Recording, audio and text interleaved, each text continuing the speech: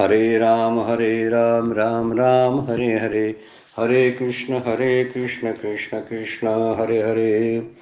ब्रह्मानन्दं परमसुखदं केवलं ज्ञानमूर्तिं द्वन्द्वातीतं गगनसदृशं तत्त्वमस्यादिलक्ष्यम् एकं नित्यं विमलम् अचलं सर्वधी साक्षिभूतं भावातीतं त्रिगुणरहितं सद्गुरुं तं नमामि. नमामि सद्गुरो शान्तं सच्चिदानन्दविग्रहं पूर्णब्रह्मपरानन्द ईशम् आनन्दीवल्लभं सद्गुरो सच्चिदानन्दं केवलं करुणाकरं ज्ञानयोगेश्वरं वन्दे ज्ञानदेवा पुनः पुनः. अलंकापुरी पुण्यभूमी पवित्रं तिथे नांदतो ज्ञानराजा सुपात्रं तया आठवितां महापुण्यराशी नमस्कार माझा सद्गुरु ज्ञानेश्वराशी. सर्व संतांना वंदन, सद्गुरूंना वंदन, ज्ञानेश्वर माऊलींना वंदन, सर्व श्रोत्यांना वंदन करून आजच्या शिवगड अध्यात्म चॅरिटेबल ट्रस्टच्या नित्याच्या ज्ञानेश्वरी उपासनेला आपण सुरुवात करतोय. 8वा अध्याय आपला सुरू आहे आणि 126 नंबरच्या ओवीपर्यंत चिंतन आपण पाहिलेलं आहे. आज आपण 127 नंबरच्या ओवीचं चिंतन पाहतो. अनन्यचेता सततम यो माम स्मरती नित्यशा तस्याहम सुलभ पार्थ नित्ययुक्तस्य योगिनाम.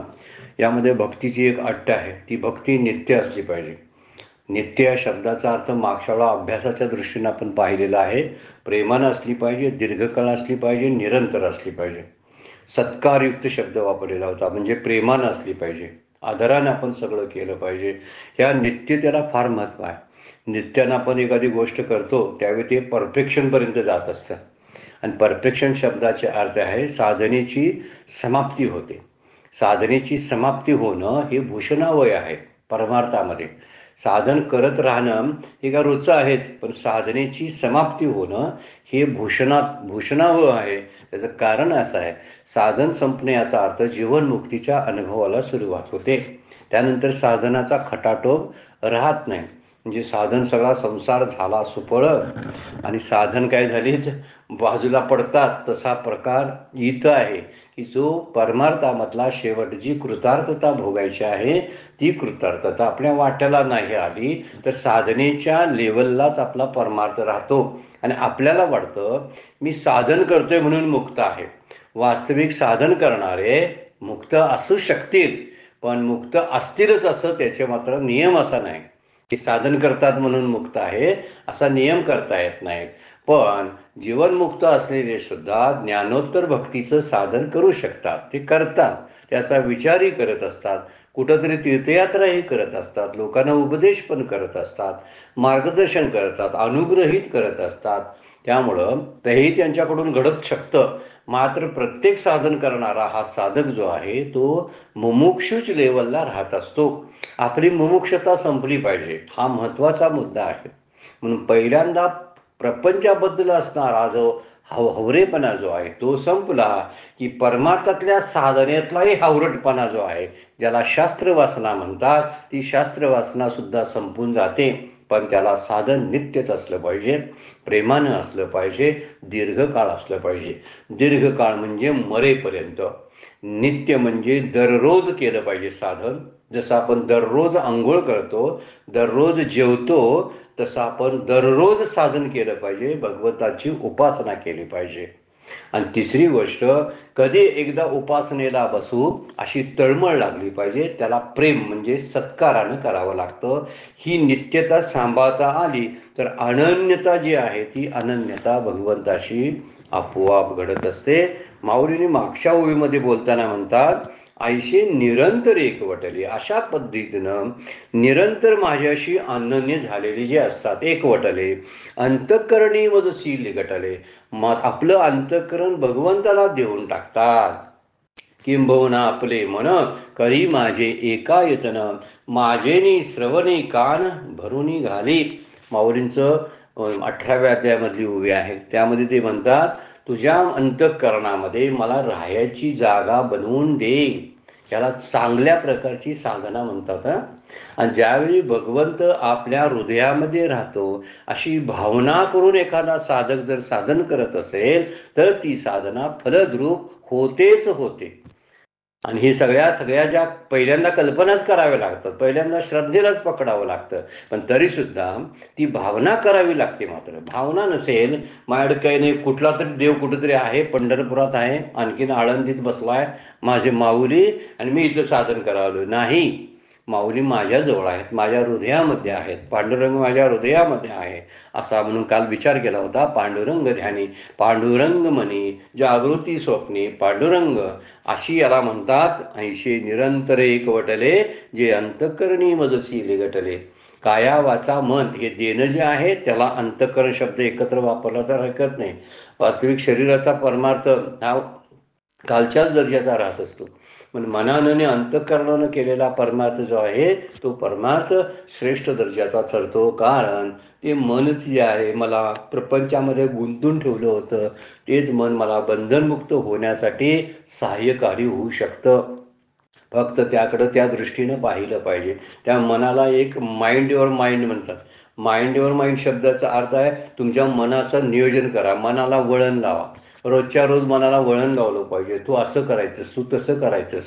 हे जर आपण त्याला वळण लावलं तर ते काही दिवसानंतर एवढं सुलभ होतं किंवा त्यामध्ये सहजता येते की साधकाला फारसे प्रयास करावे लागत नाहीत. म्हणून म्हणजे मीची होऊनी आटले उपासती.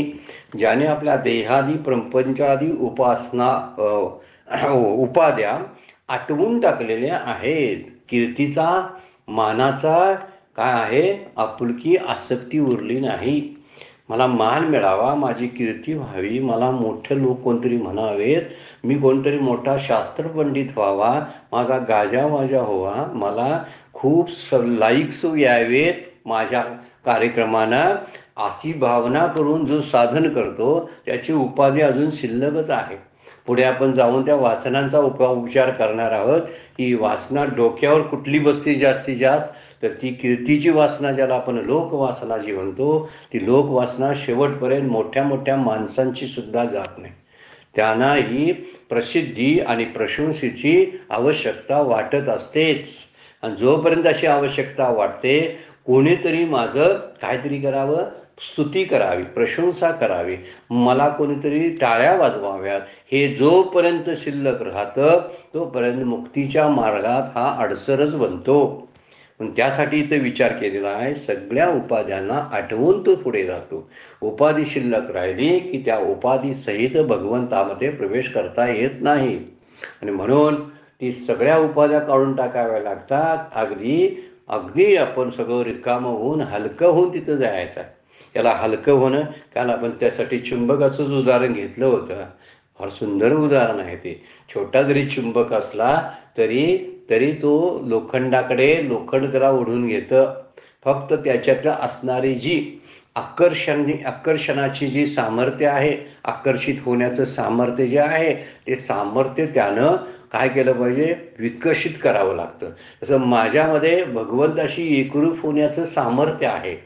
जर भगवंताला जर चुंबक ठरवलं आणि मी लोखंड जर ठरलो तर या लोखंडाचं आणि चुंबकाला आकर्षित होऊ शकतं. भले सोनं धातू श्रेष्ठ जरी असला तरी तो आकर्षित होऊ शकत नाही, फक्त लोखंडालाच ते आकर्षित करत असतं.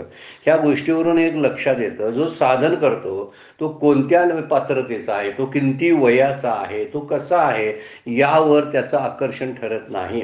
हे मूळचं आकर्षण आहे भगवंताचं आणि आपलं. कारण भगवंताचे आपण अंश आहोत.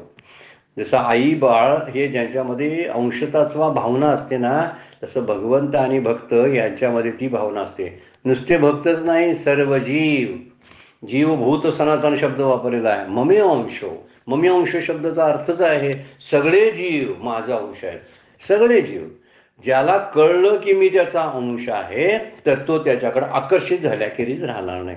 आमची साधना कशासाठी आहे, मी त्याचा अंश आहे हे मनोमन मला पटलं पाहिजे, म्हणजे माझ्या उपाध्या सगळ्या संपून जातात. मी अंतःकरणानं त्याच्याशी एकरूप होतो. निरंतर एकवटले असं वर्णन केलेलं आहे. 127 नंबरच्या ओवीमध्ये आता माऊली काय बोलतात, तया देहावसान जे पावे म्हणजे ज्यावेळी त्याचा देहांताचा प्रसंग येतो तीही माते स्मरावे, तेव्हा त्यांनी माझी आठवण करावी.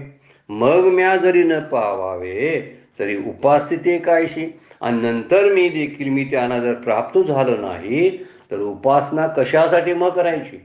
एवढी उपासना करून सुद्धा जर मी त्याला मी त्या देहाच्या शेवटी देहावसानाच्या वेळी मी जर तिथं उपस्थित नसेल तर मी त्यानं केलेल्या उपासनेचा फायदा काय. माऊलीने कसा प्रश्न विचारलाय बघा. म्हणजे ज्यांची उपासना, ज्याची भक्ती आणि साधन व्यर्थ जात नाही हे पटवून देण्यासाठी माऊलीने होवी टाकलेले आहे की तया देहावसान जे पावे म्हणजे जेव्हा तो प्राप्त होतो. कशाला. देह सोडायच्या वेळची स्थिती आहे. तीही माते स्मरावे, आणि त्यानं तेव्हा त्यांनी माझी तेव्हा माझी आठवण करावी, माते स्मरावे. मग म्या जरी न पावावे, जर मी त्यांना प्राप्त झालो नाही, पावलो नाही तर उपास्थिते कायशी, मग उपासना कशाला करायची. किती सुंदर आहे. म्हणजे उपासना कराल तर प्राप्त होईलच भगवंत, अशी ग्वाही माऊली या ओवीमध्ये देते. आणखीन एक याचा अर्थ असं एवढा चांगला भक्त आहे की त्यावेळी त्याला साधन का करावं लागावं, त्यावेळी माझं आठवण का करायची गरज आहे, हे वर्णन आहे. म्हणून इथे वर्णन करताना म्हटलेलं आहे की योगी जेव्हा प्राण असा स्वेच्छेने देहाचा त्याग करत असतो किंवा ज्ञानाला तर हा देह आहे का गेला याची जाणीव सुद्धा नसते, परंतु भक्ताला अनिच्छेने आणि प्रारब्ध क्रमाचा क्षय झाल्याने देहनाशाचा प्रसंग आला तर उपासनेच्या प्रभावाने देवच आपण होऊन धावत येतो आणि त्याच्या देहाला मरणाचे क्लेश होऊ न देता त्याला परमगतीला घेऊन जातो. म्हणजे ज्ञानी ह्यांच्यापेक्षा भक्ताच्या देहावसनातलं वैशिष्ट्य सांगितलेलं आहे. भक्ताची तनुचर्याकडे वर्णन पुढच्या ओळीमध्ये आता आलेलंच आहे, आपण बघणार आहोत. भगवंत सेवा करत असतात. माझं जायचं जे कष्ट आहे ते कष्ट कमी करत असतात. तिथे जाणं काही कुणाला थांबवता येते नाही, पण बरोबर कुणाच्या जातोय ह्यावर अवलंबून आहे.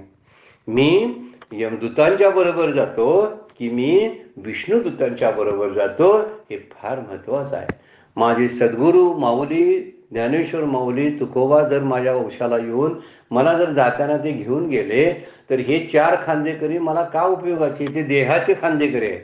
माझा देह उचलणारे ते खांदेकरी आहेत. खांदेकरी म्हणजे काय. आपली तिरेडी उचलून घेऊन जाणारी 4 माणसं जी आहेत ही 4 माणसं आहेत. ती 4 माणसं घालवायलाच बसलेली आहेत मला. ती काय करतात देहाला घेऊन जातील, पण मला प्रत्यक्षात घेऊन जाणारे जे असतील ते तुकोबा असतील, ज्ञानोबा माऊली असतील, सद्गुरू येतील, भगवंत येतील, अशी भावना सतत आपली असली पाहिजे. म्हणजेच आपल्याला त्याचा अर्थ कळेल. हित आता माऊली या मूवीमध्ये म्हणतात एखाद्यानं भक्ती करावी, उपासना करावी आणि त्याच्या देहांताच्या वेळी मी न यावं, याला अर्थ काय आहे. मग त्याच्या उपासनेचा, त्याच्या साधनेला काय किंमत राहिली, काय महत्व राहिलं. देह ठेवताना त्यानं आठवण काढावी आणि मगच मी व्हावं असं असेल तर त्यानं केलेल्या भक्तीस काय किंमत आहे. म्हणजे त्यानं आठवण न काढता सुद्धा मी जातो असं म्हणायचं आहे. हा मुद्दा त्यातला महत्वाचा आहे की त्यानं आठवण काढावी आणि मी जावं. याला काय अर्थ आहे माऊली म्हणतात. तर त्यानं आठवण न करता मला जाणं माझं कर्तव्य आहे, कारण मी त्याचा ऋणी आहे. पुढच्या ओळीमध्ये आलेला आहे. मी त्याचं कर्ज घेतलंय. नामाचं कर्ज माझ्या डोक्यावर आहे, ध्यानाचं कर्ज आहे. त्यानं ज्या ज्या काही सेवा माझी केलेली आहे आणि माझं महात्म्य जगाला वर्णन करून सांगितलेलं आहे. भगवद्गीता सांगते जो भगवंताचं महात्म्य जगाला या भगवद्गीतेच्या द्वारे सांगेल तो मला प्रिय आहे. भगवंताचंच वचन आहे 18व्या अध्यायामध्ये. आपण प्रिय व्हायला काय करावं मग, तर भगवंताचं गुणगान करणारे भगवंताला आवडतात. आता आवडता शब्दाचा अर्थ काय, त्या गुणगानामुळं भगवंताचा काय फायदा होत नाही, आपलं चित्त शांत समाधानी तृप्त होतं. हा मुद्दा त्यातला महत्वाचा आहे. असो तर माऊली म्हणतात त्यानं माझं स्मरण करावं. काय स्मरण करायची गरज, त्यानं इतकं मला दिलेलं असतं, इतके त्याचे माझ्यावर उपकार असतात की मी जाणं हे माझं कर्तव्य आणि जबाबदारी होते. म्हणून मला जायचं लागतं. तया देहावसान जे पावे तीही माते स्मरावे. मग म्या जरी न पावावे तरी उपास्ती कायशी. मग मी जावे असे असेल तर त्याने केलेल्या भक्तीला काय किंमत राहिली. आठवण काढावी आणि मी न जावं. मग उपासना कशाला करायची? त्यांना आठवण मी काढायला नाही, मी जात नाही. म्हणून अंतकाळी हा भगवंत त्या भक्तांचा सेवक बनत असतो. आणि भगवंताचं वचन जे असतं ते वचन दिलेलं आहे ना, मी शेवटच्या क्षणाला मी तुझ्याजवळ येणार आहे, असं वचन जे दिलेलं आहे ते वचन तो पाळतो. त्या वचनाला काय किंमत राहिली? मग देव खोटी आश्वासनं देतात का काय असं वाटेल? जशी माणसं आपल्याला खोटी आश्वासनं देत असतात तसा देव सुद्धा खोटं आश्वासन देतोय की काय असं वाटायला लागेल, जर खरंच भगवंत त्या काळात आले नाही तर. आता काही लोक अगदीच म्हणते बुद्धिवादी की कुठं आहे त्याला भगवंत त्याला दिसत नाही. आता तू कसा दिसेल सांगा बघू, आणि ह्याना का दिसेल? हेही मुद्दा आहेच की. जे म्हणतात ना कुठं देव आहे आम्हाला दिसत नाही, ह्याना का दिसेल? ह्यांची लायकी तपासायच्या अगोदर कसं काय बोलतात? म्हणून भगवंत आपले वचन विसरत नाहीत. फार महत्वाची आहे गोष्ट. एक वाक्य सुंदर आहे बघा, शरणागताला, अनन्य भावानं शरण आलेल्या भक्ताला मदत करायची त्याची जी प्रतिज्ञा त्यानं करून ठेवलेली आहे अगोदरची, ती प्रतिज्ञा ज्या काळामध्ये कुठल्याही युगामध्ये त्यानं ती पाळलेली आहे. जसं ते प्रल्हादासाठी तो धावला तसा द्रौपदीसाठी सुद्धा धावला. जसा द्रौपदी प्रल्हादासाठी आणि जनीसाठी चोकोबासाठी धावला, तुकोबांसाठी धावला, तसं तो माझ्यासाठी सुद्धा धावू शकतो. अजून त्याच्या प्रतिज्ञेमध्ये बदल झालेला नाही.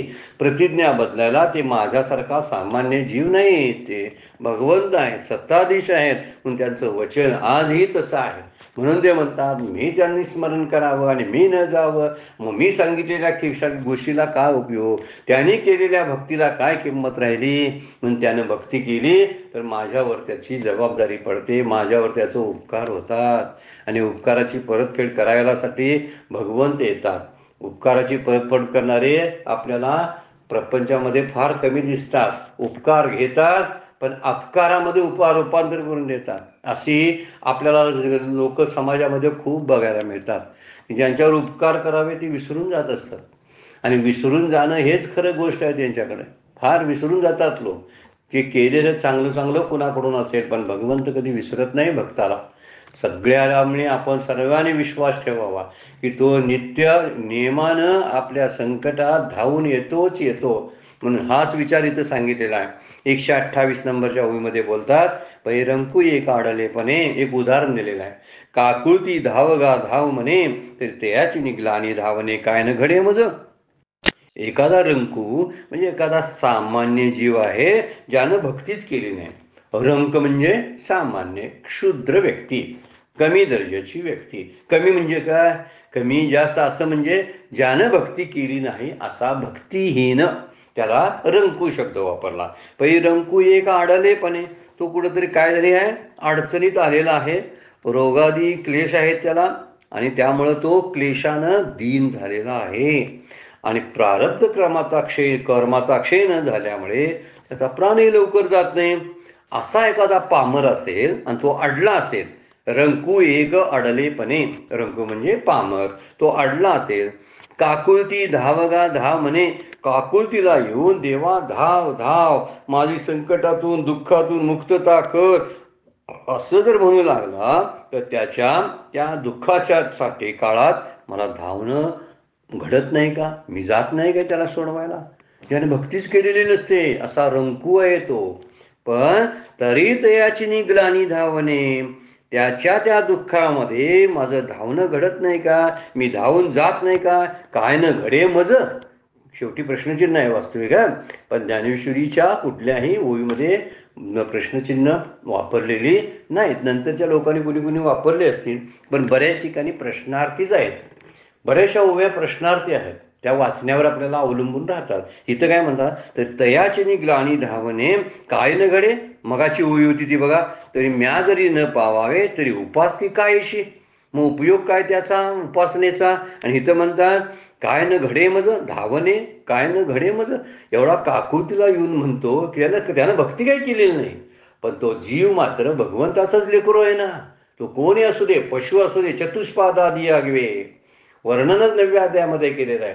अगदी चतुष्पाद प्राणी सुद्धा असू द्या, जे ओरडून हाक मारू द्या त्यांना सोडवायसाठी मी धावतोच धावतो. त्यानं धावा केला, त्याचे प्राण कदाचित त्याला वाटते काही ना असं शेवटच्या क्षणाला इतकी रोगानं ग्रासलेले असतात, जर्जर झालेले असतात, एवढे वाईट दीन अवस्थेमध्ये असतात, त्यांना वाटते माझा प्राण जावा, आणि प्राण जावा म्हणून ती देवाला बोलवत असतात. पण काही वेळा प्रारब्धाचे अडथळे असतात, प्रारब्ध तरी संपायला पाहिजे.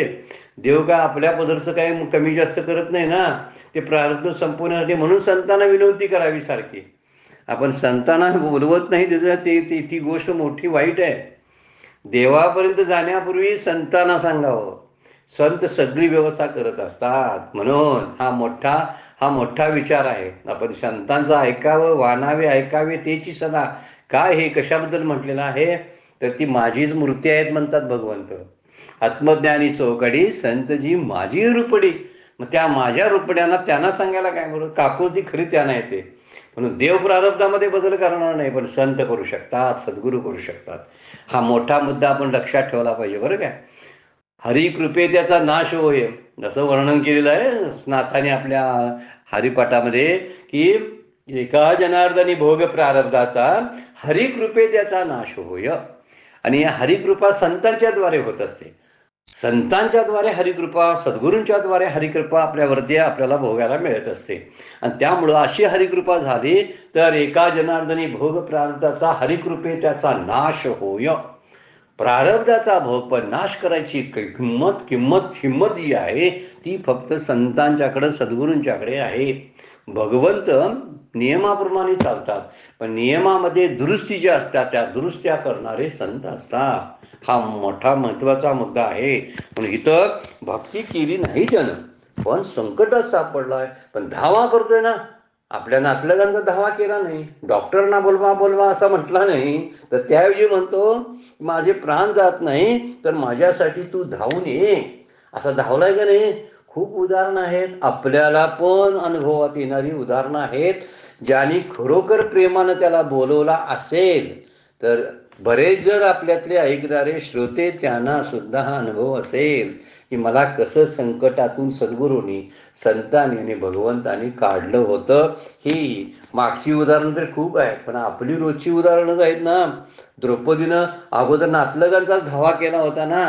कोण नातलग आला, जवळचे त्यांचे 5 पती धनुर्धर होते, गदाधारी होते, खूप धर्माचे अधिष्ठान बाळगणारे होते, तलवारांमध्ये तरबेज होते, तरी सुद्धा द्रौपदीला वाचवू शकले नाहीत. मिंदे होते, तो भाग वेगळा काय असेल तो, पण तरी सुद्धा वाचवू शकले नाहीत ना.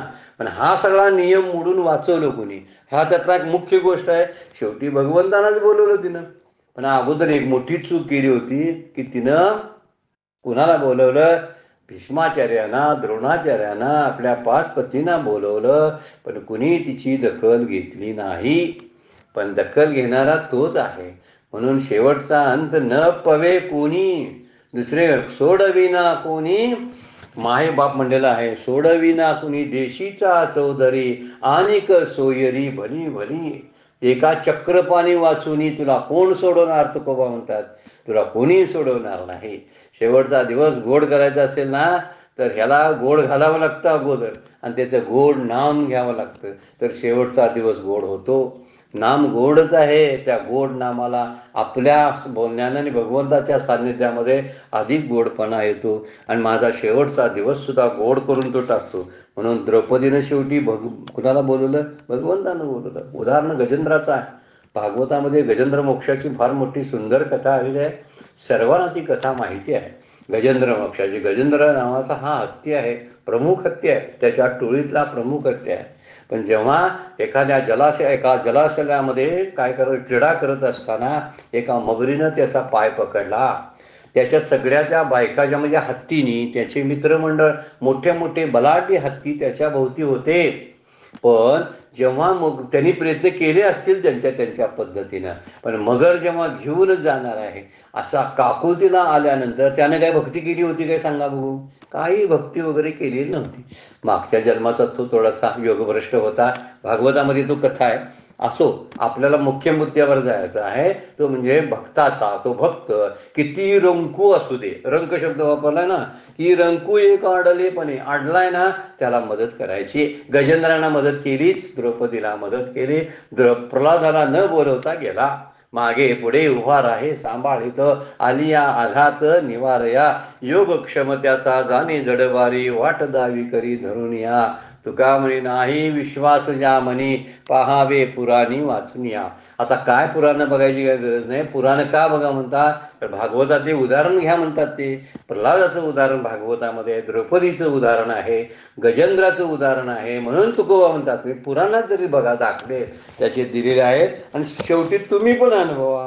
म्हणून गजेंद्राने काकुळतीला येऊन शेवटच्या क्षणाला वरडून एक कमळाचं फूल दिलं, भिरकटून देवा तुझ्या चरणावर टाकतो म्हणून. आणि त्याच वेळी त्या मगरीच्या मगरमिठीतून, म्हणूनच कदाचित मगरमिठी हा शब्द आला असेल, कारण गजेंद्राला जो पकडलं होतं ती मगराची मिठी सुटत नाही म्हणे, त्यामुळे मगरमिठीतून सोडवण्याचं काम भगवंतानी केलं. त्याच्या अवतीभोवती असलेल्या त्याच्या त्या हत्तीनी होत्या, त्यांनी प्रयत्न केले, पण ते शेवटी सगळे गेले, कारण त्यांचं तिथंपर्यंत चालत नाही. हा मृत्यूचा प्रांत आहे ना, तो हा प्रपंचाच्या प्रांतापेक्षा वेगळा आहे.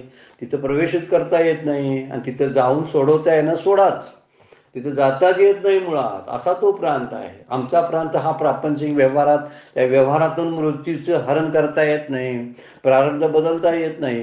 इथं नियम आहेत, आणि तिथं नियमापेक्षा मधला नियमामधला एक वाट असते, ती वाट भगवंत वापरत असतात.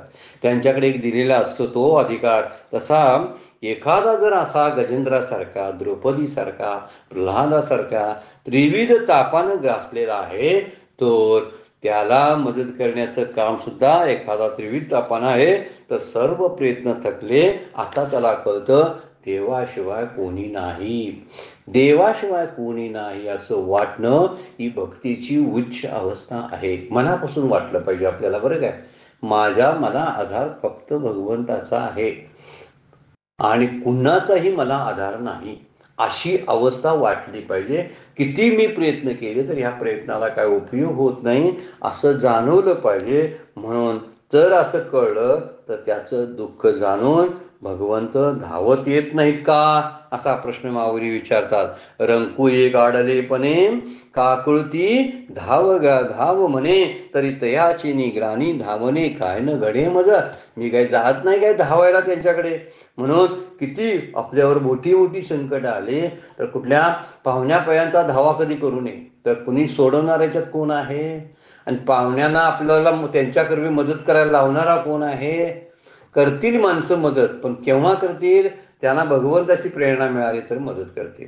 म्हणून काय करावं, तळमळ असली पाहिजे. अनुदीन अनुतापे तापलो रामराया, परमदीन दयाळा निर्षी मोहमाया, चपळ मन माझे नाव रे आवरिता, तुझं विनश्चिन होतो धाव रे धावाता.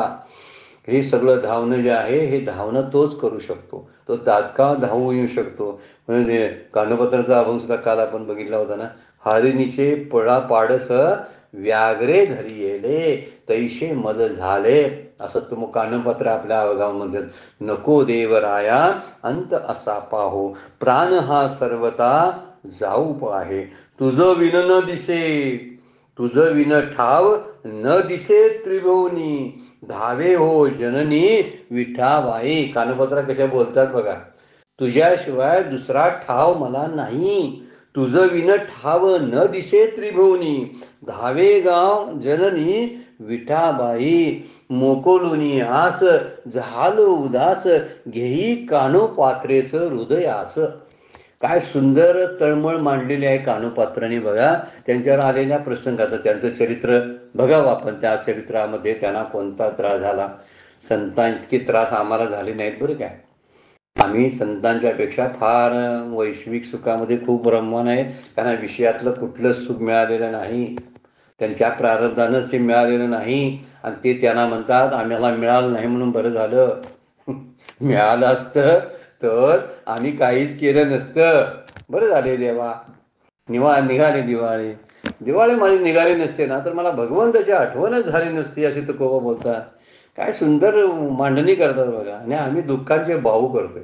माझ्यासारखा दुःखी कोण नाही हो, सगळेजण सुखी आहेत, पण मलाच माझ्यावर सगळा दुःखाची संकट सगळी माझ्यावर यायला लागलेली आहे.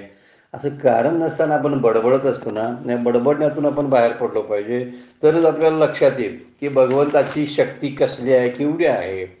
129 नंबरची ओवी, आणि भक्ता आहे त्याची दशा तरी भक्तीचा सुसुख आहेसा. आता याला ओरडावं लागतं धाव धाव म्हणून, तसंच अनन्य भक्ती करणाऱ्या भक्ताला सुद्धा क्लेश होऊन अंती धाव धाव म्हणण्याची जर दुर्दशा प्राप्त होत असेल, असा अर्थ पहिल्या ओळीचा. आणि भक्ता ही तेची दशा तरी भक्तीचा सुसुख आहेसा. मग या जीव भक्ती करण्याचा हव्यास तरी का करावा? सोसू म्हणजे हव्यास. कशासाठी हव्यास करावा, कशासाठी धडपड करावी भक्ती करायची? मग आहे की सगळेच जीव जगतात ना, तसं का जीव जगू नये न त्याची आठवण काढता? जर मला धाव धाव म्हणायची वेळ जर भक्ता येत असेल तर, हा एखादा रंकू आहे, वरती शब्द वापरला, एखादा साधा जीव, क्षुद्र जीव आहे, ज्यानं भक्ती कधी केली नाही आणि पापी दुराचारी आहे, अशा पापी दुराचार्याने सुद्धा जरी हाक मारली तरी मी जातो. मग भक्ताला सुद्धा जर मला हाक मारावी लागत असेल तर त्याच्या भक्तीचा सुसुख आहेसा शब्द वापरलेला आहे. भक्तीचा सुसुख आहेसा म्हणून हा ध्वनी ऐसा न वाखाना वा. अर्जुना, म्हणून तुझ्या मनात शंका सुद्धा घेऊ नकोस, मी येईन की नाही, मी येईन की नाही, माझी भक्ती संपली की काय, देव मला भेटतोय की नाही का, अशी शंका सुद्धा घेऊ नकोस.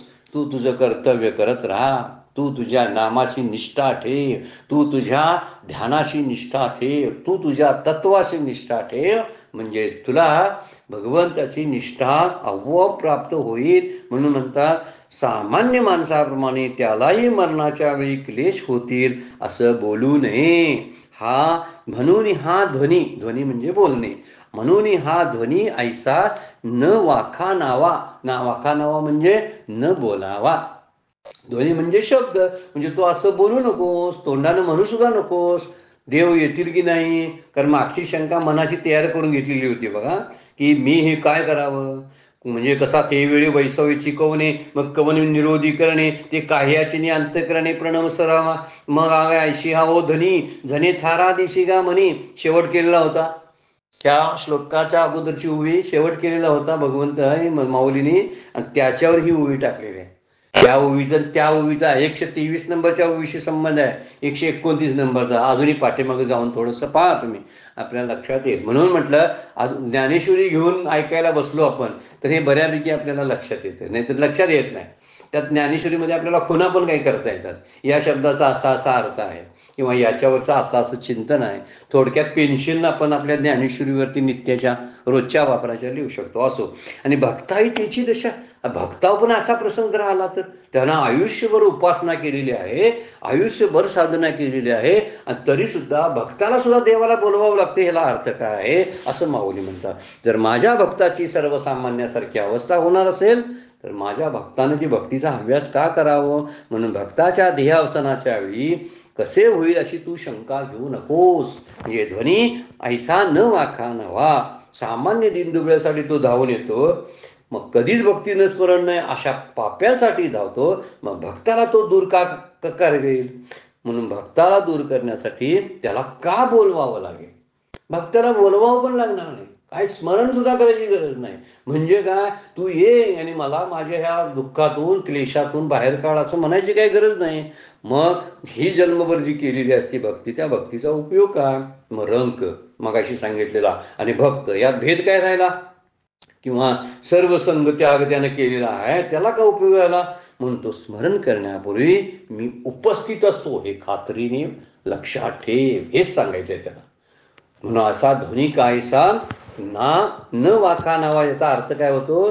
तू खात्री बाळग, मी तिथं उपस्थित असणारच, तुला बोलवायची काय गरज नाही. कारण आयुष्यभर तू माझ्याच सहवासात आहेस, तू माझ्याशी अनन्य झालेला आहेस, तुझं अंतःकरण तू मला दिलेलं आहेस. मग तुझ्यासाठी तुझं जे जे म्हणून काय आहे ते सगळं मीच करत असतो.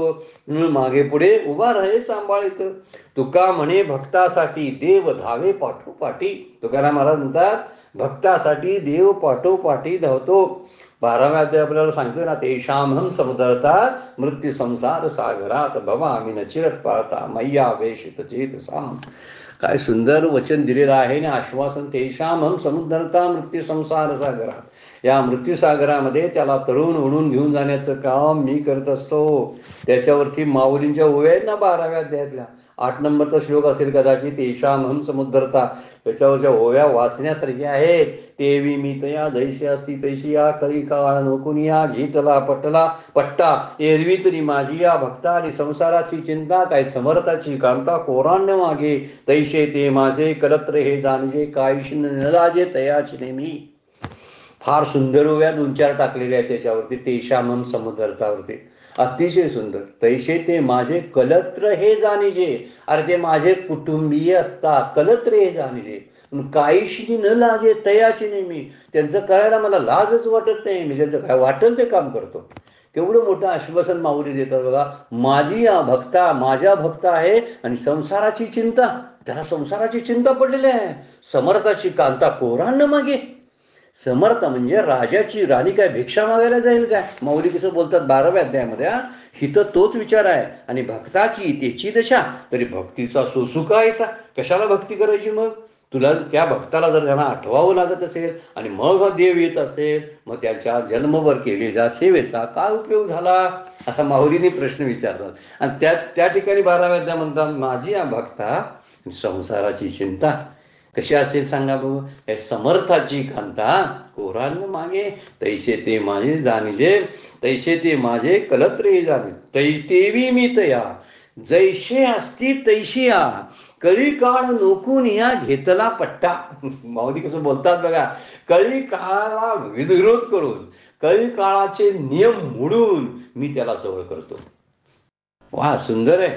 विचार करायला लावणाऱ्या ओव्या आणि भगवंताचं वचन आहे.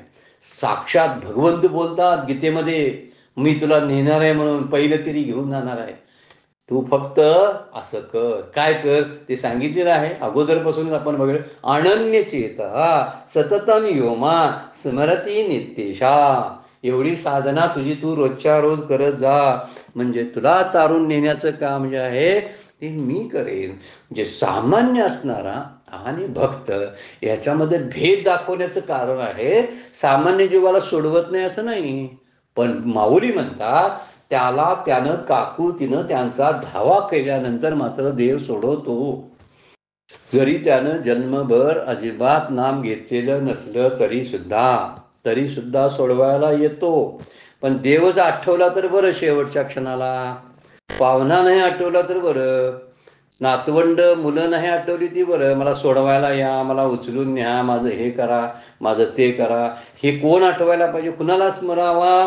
त्या नित्येशा माम स्मरती नित्येशा. मला अनन्य भाव होतात, अनन्य शरणागत येतात आणि मला शरण येतात आणि मलाच माझं स्मरण करतात, त्यांना मी सुलभपणाने घेऊन जातो. तशाहम सुलभ पार्थ नित्ययुक्तश योगिनाम. ह्या श्लोकावरच आपलं भाष्य चाललेलं आहे. ह्याची सुलभ जी आहे जायचा जो रस्ता आहे तो काट्या कुट्यांचा राहत नाही, नरकावर जायला लागत नाही. स्वर्गाला ओलांडून, नरक ओलांडून भगवंताच्या संगतीमध्ये एखादा सल किंवा तो समीपता किंवा मुक्ती सायुज्यता प्राप्त होईल. आहे मुक्तीचे प्रकार सांगितलेले आहेत ना, त्या मुक्तीच्या पैकी कुठली तरी मुक्ती त्याला प्राप्त होते. म्हणजे मी घेऊन जातोय ना त्याला, असं भगवंत म्हणतात. मग आपण त्यांच्याबरोबर जायला बरं आहे ना. त्या हलक्या फुलक्यांच्या बरोबर जाण्यापेक्षा संगत कुणाची करावी? भगवंताची करावी. नाम कुणाचं घ्यावं? भगवंताची. स्तुती कुणाची करावी? भगवंताची. निंदा जरी करावीशी वाटली, द्वेष करावासा वाटला तर भगवंताचाच करावा. कारण द्वेषानं सुद्धा शिशुपाल तरुण गेला, निंदेनं सुद्धा कंस तरुण गेला, अहंकार ठेवून सुद्धा रावण मोक्षाला प्राप्त झाला. ही सगळी उदाहरणं आपण जर पाहिली तर द्वेष आणि निंदा करायची असेल तर भगवंताचीच करावी. मग ते म्हणतात निंदा आणि द्वेष करण्यापेक्षा माझ्यावर प्रेम का करत नाही? मी खाऊ घालतो, जीव घालतो, तुमचा श्वास चालवतो, तुझं सगळं हलवतो, डुलवतो, ह्या तुझ्या सगळ्या क्रिया प्राणांच्या द्वारे मी करायला लावतो, आणि तू मलाच शरण घेत नाहीस आणि माझ्याशी अनन्य होत नाहीस, प्रपंचाशी अनन्य झालास. म्हणून प्रपंचाचे विकार तुला सोडणार नाहीत. म्हणून शेवटचा क्षण जर सांभाळायचा असेल तर सावधपणानं तू मलाच आठव, अनन्य चेत, माझ्याशी तुझं चित्त निगडीत राहू दे, तुझा अंतःकरण माझ्याकडे घाण ठेव, इतरांच्याकडे ठेवू नकोस. तुझी बुद्धी वापरायची ती बुद्धी घाण माझ्याजवळ ठेव. बुद्धीचे वैभव अन्य नाही तुझे, एकाकीशी राजे सकळ सिद्धी. माऊली हरिपाठामध्ये बोलतात. म्हणून इथं वर्णन केलेलं आहे. माझा भक्त आहे आणि त्या माझ्या भक्त्याला सामान्य जीवासारखं भगवंताचा धावा करायला जर लागत असेल तर त्याने केलेल्या भक्तीला काय किंमत राहिली. आणि माझं वचन सुद्धा संपून जाईल ना. म्हणून मी वचन दिलेलं आहे, शरणागत जो येईल त्याला मी वाचवेन. वाचवेन म्हणजे काय? मृत्यू नाही. मृत्यू वाचवायचा मृत्यू नाहीच मुळात. मृत्यू म्हणजे शरीराचं जाणं आहे. अशा सृष्टीमधल्या कितीतरी वस्तू रोज नष्ट होत असतात. तशी सृष्टीमधली एक वस्तू म्हणजे हा देह आहे. फक्त त्यात भगवंत राहतो म्हणून याला किंमत प्राप्त झालेली आहे. आपण बोलतो मोठं मोठं, मी चांगली कपडे घातलो म्हणून मला नमस्कार करतात, मी वारकरी आहे माझ्या गळ्यात माळ आहे म्हणून मला नमस्कार करतात. नाही रे बाबा, तुझ्या आतमध्ये भगवंत आहे म्हणून तुला नमस्कार करतात. जेव्हा तुझ्यातला भगवंत निघून जातो तेव्हा ते चौघजण त्याला खांद्यावर घेऊन घालवायला घेऊन जातात. कारण त्या देहामध्ये तो नसतोच तो ना. तू जातो सुट्टीवर आणि मग मग आम्हाला घालवतो नंतर सुट्टीवर. असा मुद्दा त्यातला आहे. म्हणून भगवंताशी एकरूप व्हावं म्हणजे भक्ताला धावा करायला लागत नाही. धावा न करता कसा उपस्थित राहतो याचं वर्णन माऊलीने या उभीमधून केलेलं आहे. म्हणजे मरणाच्या वेळची अवस्था आहे बरं काय. म्हणून आपण हे अगदी लाईटली न घेता आपल्याला खरोखर गंभीरपणाने याच्यावर विचार करावा लागेल. हा मुद्दा माऊलीने मांडलेला आहे. अगदी गंभीर होणं. अगोदर योगाच्या बाबतीमध्ये आपण एवढं कुंडलिनी आहे, हे आहे, ते आहे, योगाच्या प्रक्रिया अष्टांग योग आहेत, काय मला झेपण्यासारखं नाही, परंतु हे मात्र पेलण्यासारखं आहे. म्हणून ह्याच्याबद्दल आपण गंभीरपणाने विचार केला पाहिजे. वेळ संपलेली आहे, आपल्याला थांबावं लागते. आजची सेवा सद्गुरूंच्या चरणी, भगवान ज्ञानेश्वरांच्या चरणी अर्पण करून विराम घेऊया. पुंडलिक वरदा हरी विठ्ठल, श्री ज्ञानदेव तुकाराम, श्री सद्गुरुनाथ महाराज की जय. विठ्ठल विठ्ठल विठ्ठल विठ्ठल.